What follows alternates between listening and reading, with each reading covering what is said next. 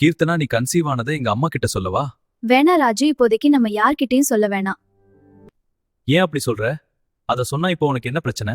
நீ சொன்னாதான் ராஜு பிரச்சனை ஸ்டார்ட் ஆகும். உன்னோட வாயை வச்சுட்டு சும்மா இருக்கிற வேலைய பாரு. நீ தேவையில்லாம கற்பனை பண்ணிக்கிட்டு இருக்காத கீர்த்தனா. இந்த நல்ல விஷயத்த சொன்னா என்ன பிரச்சனை வரப்போகுது? நான் சொல்றத சொல்லிட்டேன் ராஜு, அதுக்கும் மீறி சொல்லுவேனா அது உன்னோட இஷ்டம். சரியான லூசா இருப்பாளோ? இந்த விஷயத்த சொன்னா பிரச்சனை வருமா? இவ கிடக்கா, நம்ம அம்மாட்ட நம்ம சொல்லலாம்.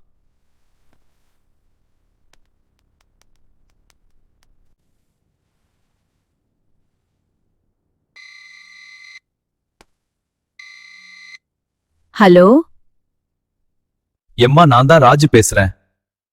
என்ன பண்ணிட்டு இருக்கீங்க? என்னைய என்னடா பண்ண சொல்ற? நான் சும்மாதான் இருக்கேன்.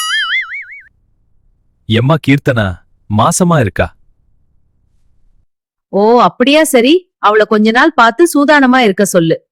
சரி. சரி, நீ வேலைய பாரு, நான் போன வைக்கிறேன். என்ன இந்த நல்ல விஷயத்த சொல்லி இருக்க, ஒரு ரியாக்ஷன் கூட கொடுக்கவே இல்ல. என்ன ராஜு, உன் வீட்ல சொன்னதுக்கு உங்க அம்மா என்ன சொன்னாங்க?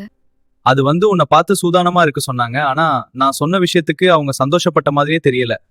இதுக்குதான் ராஜு தேவையில்லாம அவங்க கிட்ட சொல்லாதன்னு சொன்னேன். உன்னை பார்த்தா எப்படி இருக்கு தெரியுமா?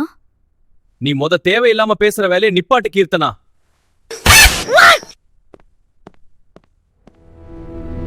கீர்த்தனா மாசமான விஷயத்த ராஜு அவங்க அம்மா கிட்ட சொல்லவான்னு கீர்த்தனா கிட்ட கேக்குறான்.